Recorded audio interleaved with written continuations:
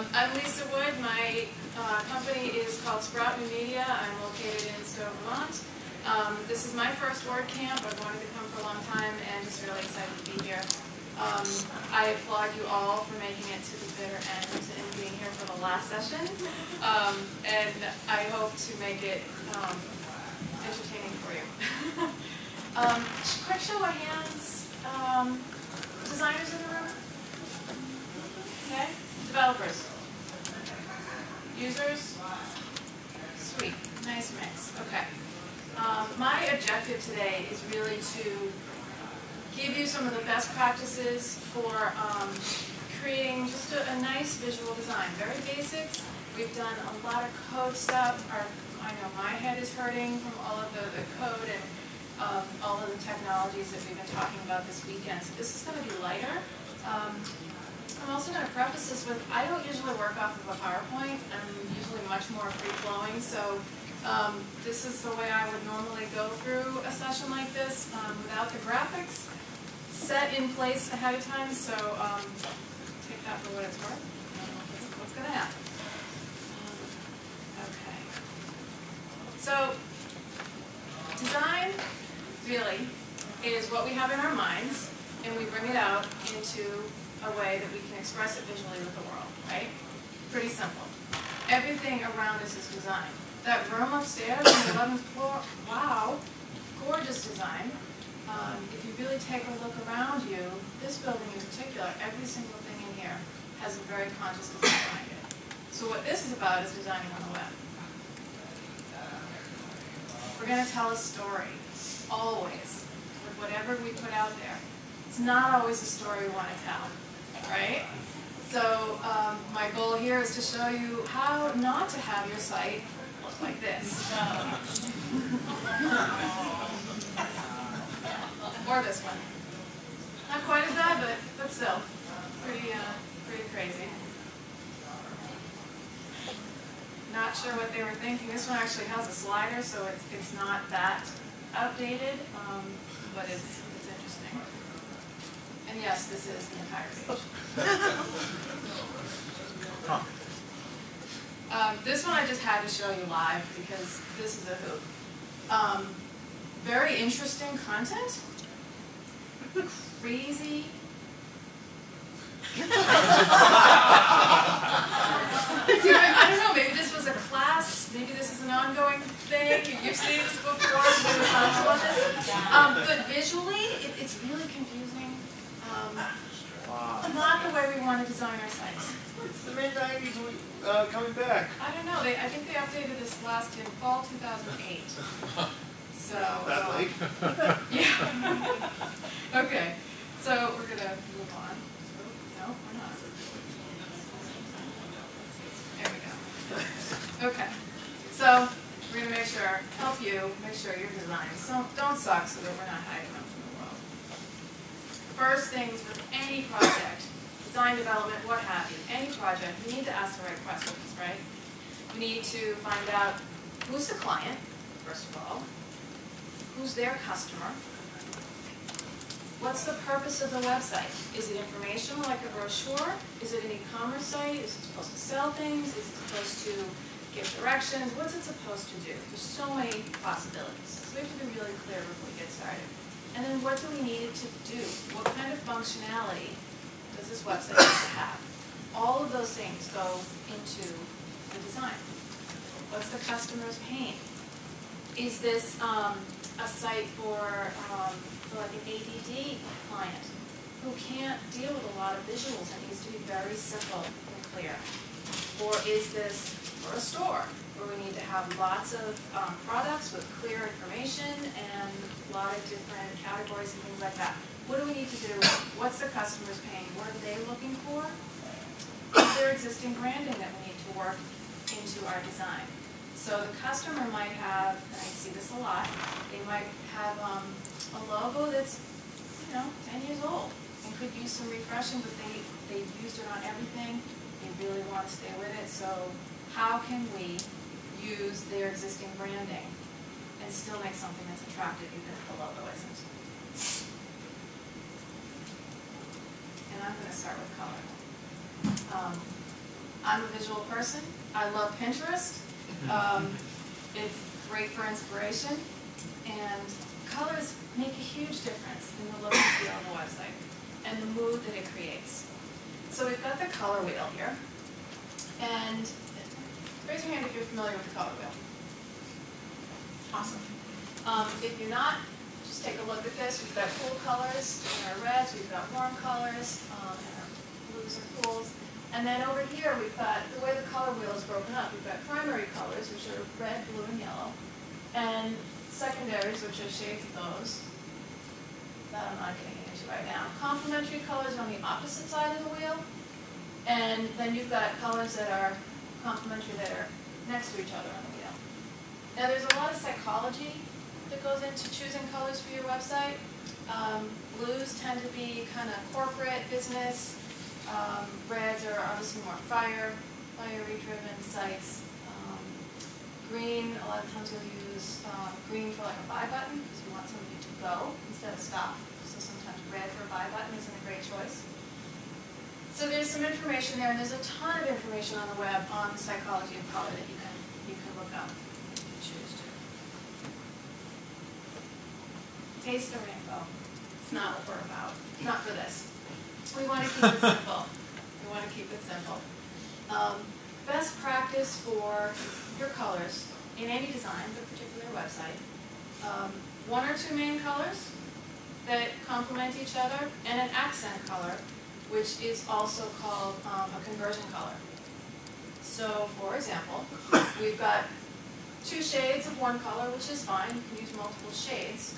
And then we've got a second color here and our accent color. And that usually means that we're going to use that color for when we want people to do something. So here's some examples of our two main colors using three different color schemes. And then the accent color. And so this is just a quick example. There's a million different combinations, obviously. For this particular site, we might have the background be the yellow, or a toned down version of that yellow, and then some blue, and then the accent color might be the buy buttons for the links. So that's what that conversion color is for. It's what do we want to use that for when we want people to do something next. Okay? Any questions so far? Feel free to raise your hand if you do. For choosing color schemes, I often use a photo. I really like to take a photo from nature, for example, because in nature all the colors go together. They just do. I don't know how, but they just do. So you take a photo and you might pick out some colors out of that, which is kind of cool. This is a tool that's available online through Adobe. It's called Cooler, and you can actually use this to make a color scheme. We spend a lot of time playing around with this. There's all kinds of sliders. So here's the green, and it tells you some complementary colors. The blue, maybe that purple is an accent. So there's a neat tool for you. And I'll have the slides up on Slide Deck after the session. Another tool is Color Lovers. This site is kind of cool because it's all user-generated color palettes and patterns even. You can get patterns from here too. So if you go to Browse and you can go to Palettes, and you can actually see some color schemes that people have submitted. And granted, they're using more than just the basic two colors, but you can really get some good inspiration, and if you like some of these, you can actually use them. And there's patterns as well. You can also make your own color schemes on this site. So this is something to be, those aren't the coolest patterns, but you see what I mean.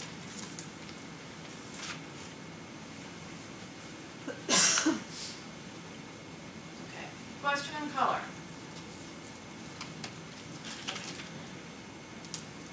Yes? I've actually, Cooler is a great tip that looks really cool. I found a really helpful trick. It's called Instant Eyedropper, and I found that it's like a little, you've heard of this, I see that look on your face. You can literally pick out a color from a picture. Because I had a client who was like, I have this pen and I really love the color of my pen. How do I get that color? I'm like, well, send me a picture of it. And you can literally get the HTML code for any pixel in a photo, and I found that really, really helpful. You can. It's very cool. When we go back to the web, I'll give you an example of that. One thing with the pictures, I use a similar tool. I don't know if it's the same tool or not, but I'll often post color schemes out of a photo on my website. So if you're ever looking for some inspiration for color, go to sproutmedia.com. You'll see it every now and then. Okay, typography. Exactly, this is just a definition off of Wikipedia. The art and technique of arranging type in order to make language visible. Pretty simple, right? Well, when you get into it, it's not quite so simple because we have so many choices.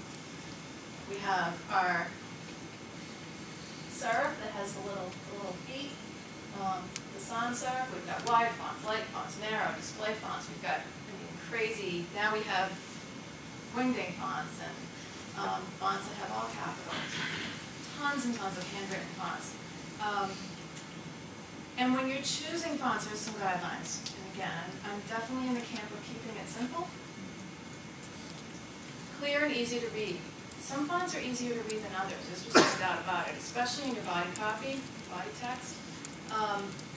Like Helvetica is easy to read. George is easy to read. There's a lot of them. But one thing that's really important to point out is that we're not limited to what we call web-safe fonts anymore, which were like basically our computer system fonts. And maybe we had 10 or so. And I'll show you in a minute how we can use more. But we are unlimited, and we are only limited by the licensing for the font. So again, I'll show you that in a minute. But clear and easy to read. Just like color, we're going to use one font, maybe two, for our website project. Any more than that, and we get this. When you use too many fonts, they all fight for your attention. It's too complicated. Our brain can't easily comprehend. And so people are just going to check out. Opposites attract. A fat font with a skinny font, serif with a sans serif, it's things like that. Try to make them differentiate from each other. Line height, we'll show you in a second. Line height is really important. You may have heard about that yesterday in one of the sessions. And again, unlimited choices for web. So here's two paragraphs. Which one do you think is more readable? Over the green check, right? That's really easy for you this time of day. So lines are spaced a little bit further apart than that. This is a little harder on the eyes to focus on. And the longer your line, the longer your content area, the larger the spacing should be. And again, you can take that too far and just have the opposite effect. Yes? Are there any main rules in design about left justification versus full justification on the web? It really depends on the flow of the page. You guys hear me? Is this working? I like left justified. I don't do the, what is it, justified on both. That is really hard to read because then you have crazy spacing, font spacing on a line. And again, it really depends on the project. As a general rule, I go left justified. I don't do a lot of center. I just don't. It's not my style. Some people do. Every designer has their own style. Right justification, not so much unless you're arranging something on a page and it makes sense. Once you do this for a while, you have a sense of what looks right and what doesn't. So it's all about practice. Okay, so that's line height. H1s, H2s, H3s, it's code. But it's hierarchy, page hierarchy. So our H1 is typically our page title, headline, right? And hierarchy gives the page structure. So it tells the reader, these are the things that are the most important. And unless they've changed SEO again, there is still some SEO benefit to hierarchy. H2, typically from a design perspective, H1 is the biggest, H2 is a little bit smaller, H3 is smaller still, and oftentimes I'll have that in a completely different font. So that would be my second font. or a different color. So maybe it's the same font, different color. The font in your logo doesn't count. The font in your body text does. And then bolding, like you could have an H4, H5, A6, H6. It doesn't, I don't get into that. It's like 1, 2, and 3. Maybe 4 is really just bolded text. I don't think we need to get any more complicated than that. So a couple of tools that you can use to find web fonts. Really easy. Google is awesome. They're Google fonts. They're all free. You can download them to your computer.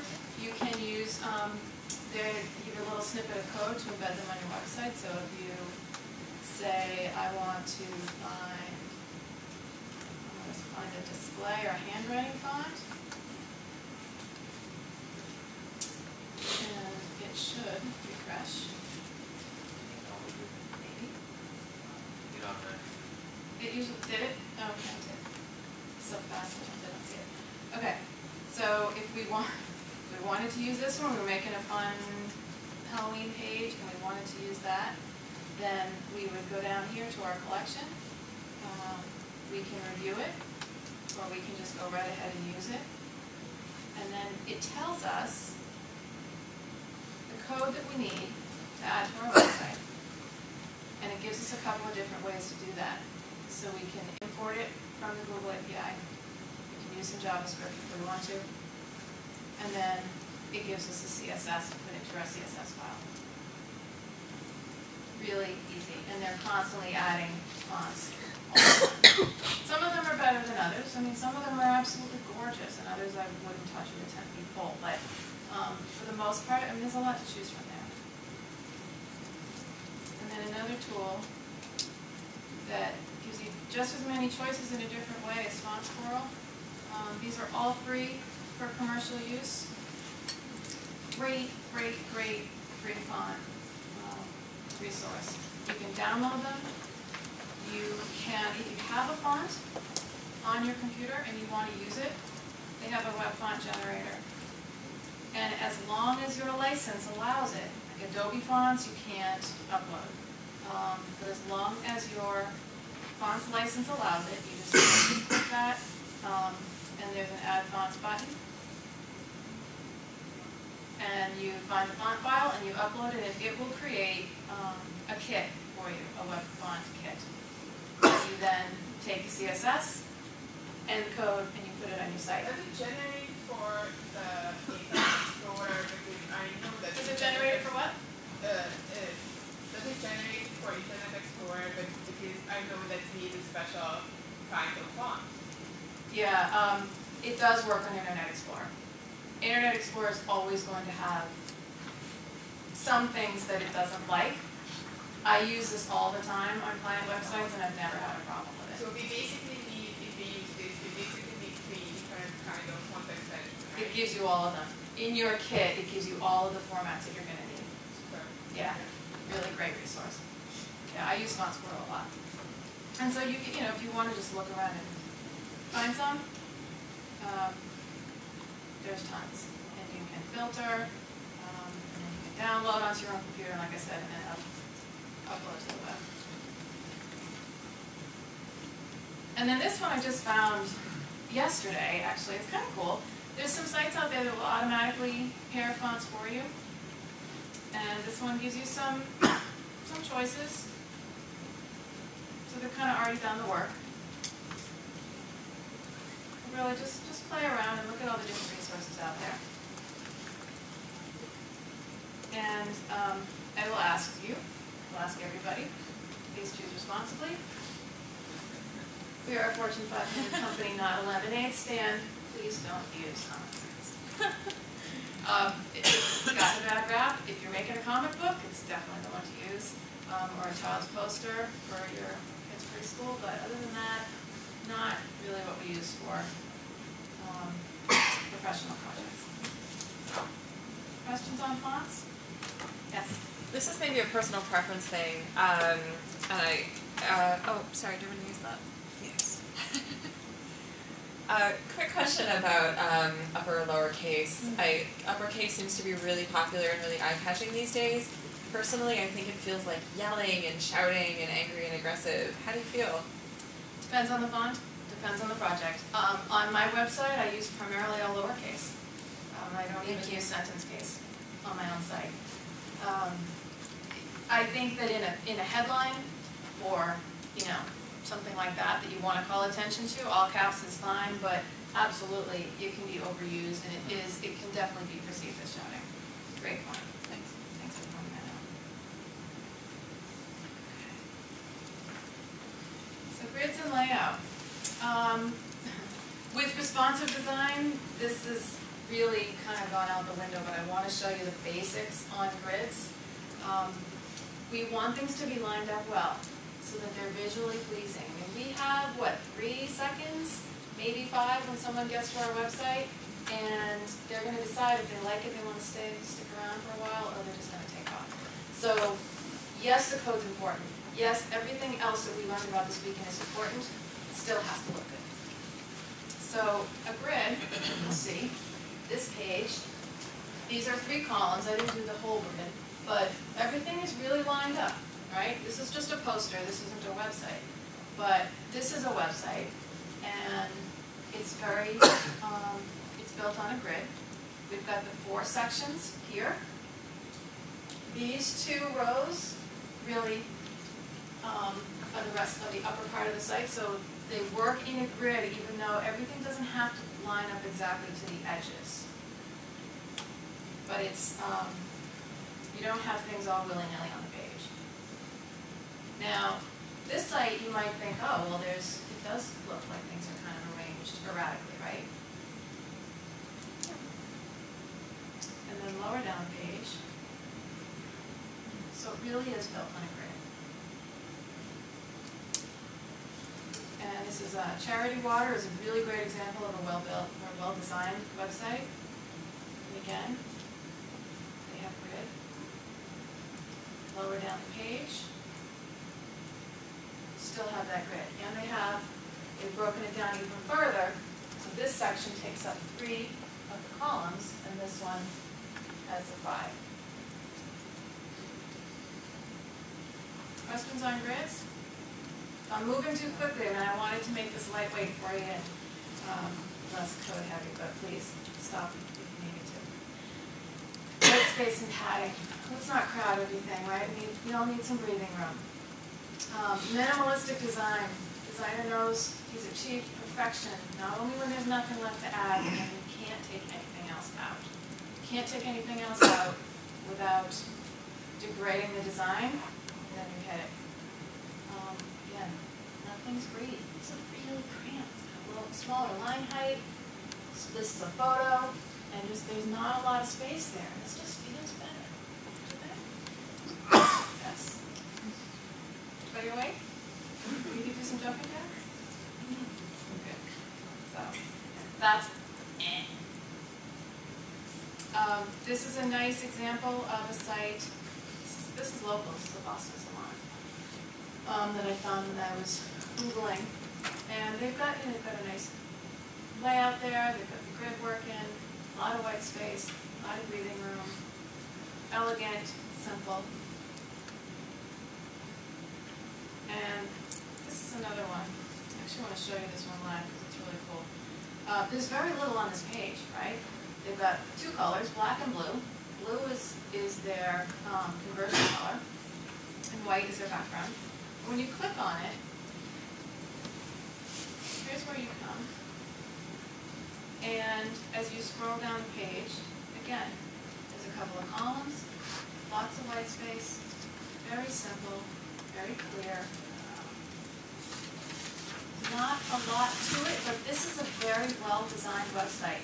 And just because it doesn't have a lot on it doesn't mean it didn't take a lot of time to do. Yeah.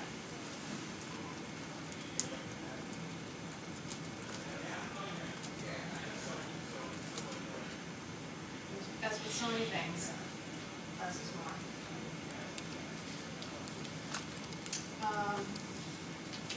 Questions before we move on? Yes? Lisa, did Did you go through the Non-Designer's Web Book by Robin Williams at any point? No. Oh, when I was taking Dreamweaver, that was like the first primer for us. Oh, yeah? No, I've never heard of that book. The Non-Designer's Web Book, Robin Williams. Non-designer's web book. It's a quick read, and it's got a lot of guidance. Not as deep as you. So I'll check that out. Who's the author again? Robin Williams, Robin Williams. not Okay. the actor. Oh, She's a thank you. designer. I'll check that out.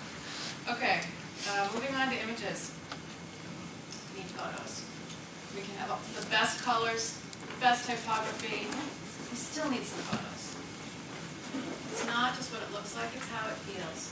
All of what we've been talking about goes along with how the visitor feels when they hit our website. This is a page. Here's some text. That's a little better. Okay, tips and best practices. When you're choosing photos, really important. Respect the photographer. If you're using something that you found on a photo site, make sure you give credit to the photographer. I'll give you some resources in a minute on where you can find good photos. Don't just grab photos off the web.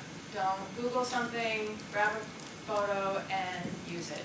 Even with giving credit to the site, if you're using something for commercial use, you have to have the proper licensing rights. There's just no two ways about it. Okay. Use images that are relevant. We're not going to put Iron Man on our ADHD site, are we? Use images that reflect the mood.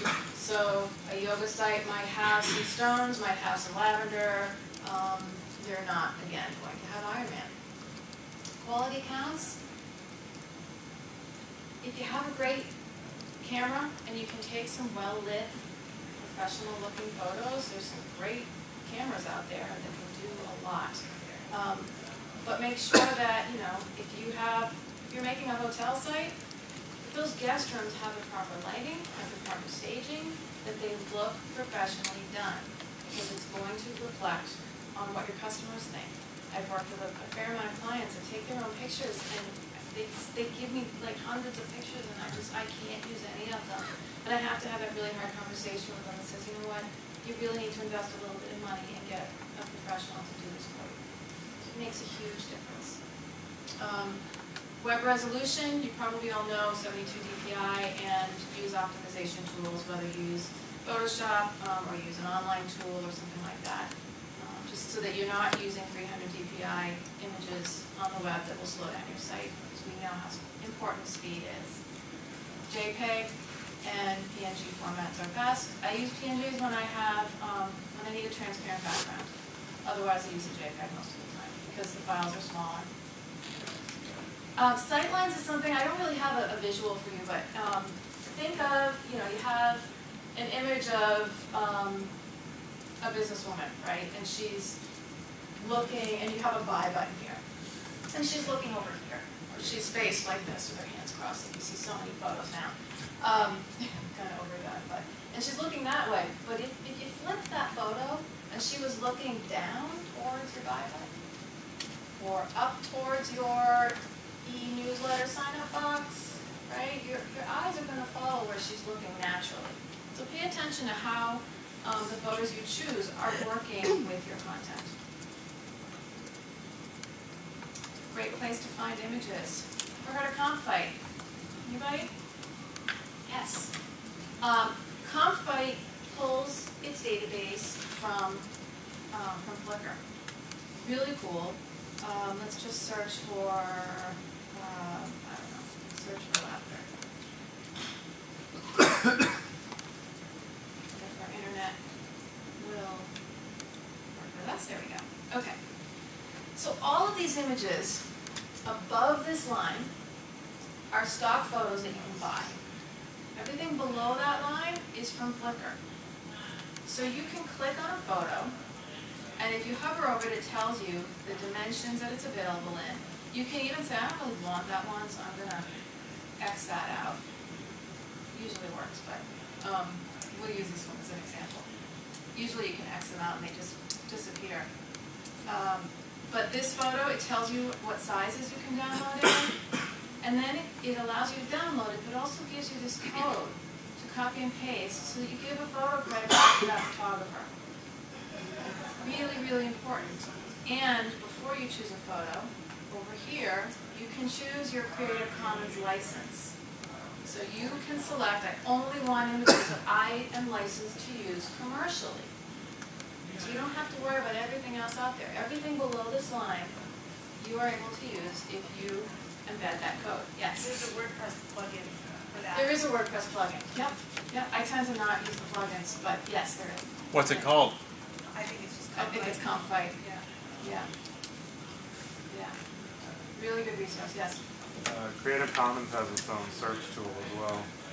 That'll search Google, all the different Everything? image places. Yeah. Oh, cool. If you go to their website. Yeah. Okay. I'll check that out. Thank you. If you choose to go the paid route, I use iStock Photo when I need stock photography. It's, I find it's the most reasonably priced with the best selection, without getting super, super expensive. Their pricing has definitely increased in the past 6 months to a year, but it's still fairly reasonable.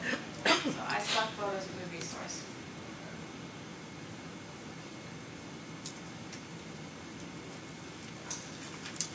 And this is really, our design has to relate to our audience and our customer's audience. If it doesn't, then it's not any good. Yes? Before I forget, I would like to add something to the images because I'm a designer and I work with developers. And what I noticed that, they use the 75 dpi most of the time, but the images are not cropped.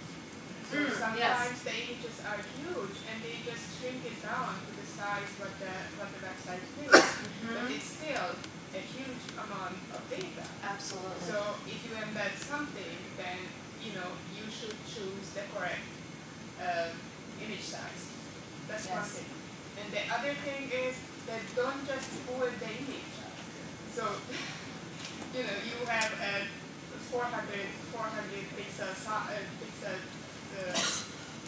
column, and you find a smaller image or a bigger image, and you just pull it over, just to make it, and it completely distorts the image. So you're talking about resizing without keeping, yes. Exactly. That's two problems that I noticed that developers do. And they just don't see that, the face is much wider or much... Yeah, and we really have to give developers credit. I mean, there is no way that, I do both, but I don't do the development nearly to the degree of the design. And there's a reason for that. For a long time, when I first started my business, I did both. And I found that my designs were limited. Because as I was designing something, I was thinking, okay, well, I want to do this, but how am I going to make it work, right? So I wasn't able to really be an expert at everything. So I said, this is where I want to focus most of my energy, and I'm going to hire somebody to do the heavy lifting of the dev stuff for me. And so that's how I work. And again, this talk was initially I thought, well, I work with so many customers who come to me and say, I have an awesome developer. I love my developer, but he tells me he doesn't know how to design anything, right? So they come to me to help guide him so that they can make it work. Very good points. Make sure that if you're resizing, that you're keeping the aspect ratio in place. Yeah. Yes. Yeah, for your information, there is a program called JPEG Mini. Oh, what? JPEG Mini. JPEG Mini. Yes. And it resizes the JPEGs to have animation and all that. Much smaller size. It's fantastic. There's a lot of tools. That's one I hadn't heard of, but thank you. JPEG Mini. Other questions? 5 minutes? Perfect. Okay, so I've just given you all these guidelines, right? This is what we want to do. Art is about breaking the rules. So take the guidelines, practice, get comfortable, but know that You don't have to do everything by the book because that's what art is. We want to be able to express ourselves. We want to be able to provide our clients with something that's valuable and is going to work for their customers. But we want to be creative at the same time. So don't pigeonhole yourself into rules. You can bend them a little bit and still have things look nice. Questions? Anything I didn't cover? Yes? Do you have any suggested tools for the grid lines, how to make sure that the website lines up? I did say I was going to show you. Yeah, you can. What do you use for Visual Editor? I don't. Okay. I mean, I might use Photoshop, but Photoshop, you can. There's a setting at the top, like the view settings. You can show the grid, and okay. then you can adjust the grid to how many pixels you want that to be. Okay. Yes. Any recommendation on the visual editor? I'm sorry. Recommendations for visual editor? I use Photoshop the most. I think iPicky is one that's on the web. I believe that's still free. Splash Up. What was it? Splash Up. Splash Up. Look Not at as that. powerful as Photoshop, but it's free. It's there. Well, sometimes I'll be like, I really don't want to fire up Photoshop right now because it just, it's heavy. But Splash Up. Jump right in. Cool. If you're on a Mac, Preview is a great tool. You can resize images right in Preview. You can change the resolution, you can change the dimensions. You can't change like the framing and such. But for quick resizing, Preview's great on the Mac. I think you can do the same thing in Paint on Windows, but it's been a while since I've been on a Windows machine, so I'm not sure. We were talking about the color dropper. I use this little thing in Firefox, where I can click on it, and it gives me this little crosshair, and I can drag it around, and I can choose all kinds of colors. So then I click on a color that I want. It will automatically copy that to my clipboard, or I can click this little drop down, and I can copy any different value that I need, RGB or perhaps anything. And if it isn't quite right, I can click on that. And I can just drag this around until it's perfect. And again, I've got my values all right here. So that's a Firefox add-on. What's your name? Colorzilla, and they make it for Chrome. Yep. Everything Yep. else. It's Colorzilla. Yes. One of the great things in WordPress is that the themes do so much the layout for us that we can populate it with content. But one of the challenges that I face at least is how to come up with a good header image. Can you give us any wisdom just to point us in the right direction for headers? Yeah, using these practices that we just talked about, again, depending on the project, a nice logo type, made out of type, is nice if your customer doesn't have one. I don't use a lot of like photos and such in a header, but it depends on, again, what the project is. Make sure it's balanced. Colors are going to match. Yeah, I'm not sure if that answers your question. Any advice? Okay, and definitely, again, depending on the site, you might want something that's really bold and stands out with, big font and without being over the top, and then maybe it's, for a very basic site, sometimes the header is the main graphic on the entire page, and then you just have some fonts that you do a font replacement, and that's enough for the design. It really depends. Good question. Anybody else? Where can I find the slides? I'm going to post them, and I'll put a link out on Twitter. I have a fairly long drive home tonight, so when I get home I'll post them, so you'll see them by the morning. Maybe one additional question about design. How do you embed or how do you take into account the research about eye movement as the page? Yeah, were you in the SEO section today? No, it was mentioned yesterday. Yeah, it was. Crazy Eye is a great tool if you don't use that already. And it will actually give you, it'll give you a visual of where people are looking. So it'll actually give you like different colors on their page, like you can put a website up, and it will tell you what people are looking at by where their mouse is and what they're clicking on, and you can use that in your design, or you can use that as research, or if you have a page that's already there, as a way to maybe make some edits. Does that answer your question? Yeah. Okay. Anybody else? Yes? I'm just wondering if there's anything you can say about how much your information should be broken up into different sections or pages, or whether you should have one long page, or if there's anything that you use as a rule of thumb. Yeah, it used to be that above the fold was, we had to have everything above the fold, and we had lots and lots of pages so that things didn't fall below the fold. That's not really the case anymore, especially with mobile. I mean, they expect to scroll. That said, ridiculously long pages you could certainly break up. I tend to say, 4 or 5, and 3 blog posts is about the limit before I'll break it off to the next one. I allow for scrolling, and I don't design against that, but, use your judgment. You don't want to lose the user, but I think if they can get to the information that they need with the least amount of clicks is really important. Yes? Just maybe a last question. Do you think that homepage design and what they put on the homepage is changed over the period of time? Because what I see, my feeling is that, we used to start, let's say, 7 years ago, plan on this and this company's homepage, and we have some intro.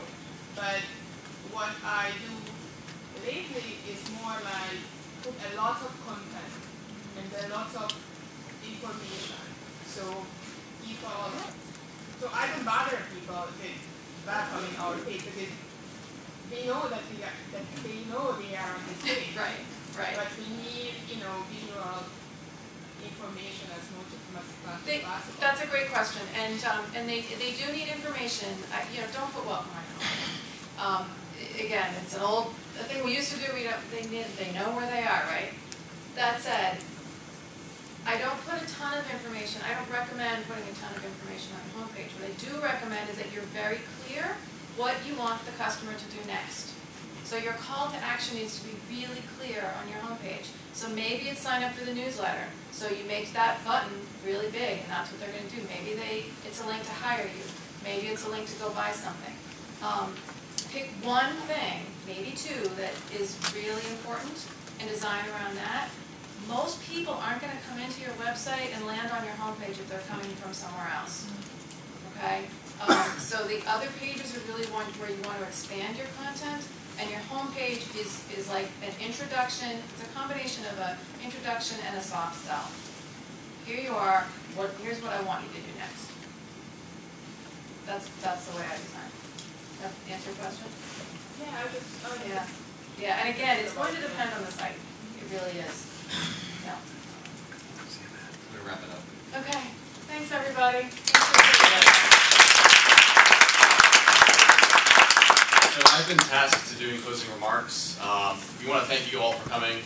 Be sure to thank the sponsors who have left already. But you can find them online. If you guys are local, be sure to check out the Boston WordPress meetup. We meet here once a month. I can't remember the website anymore. Meetup.boston.p.org. And we should have videos up in, I'd say, give it a month or 2, maybe 3. All this content will be on video, all the presentations? The presentations only for Saturday and Sunday. With the exception of 1 or 2, because someone designed their slides for me. There's one. There's only one. Oh, there's one? Okay. And if you didn't pick up your shirt, visit the registration desk. Thanks, guys.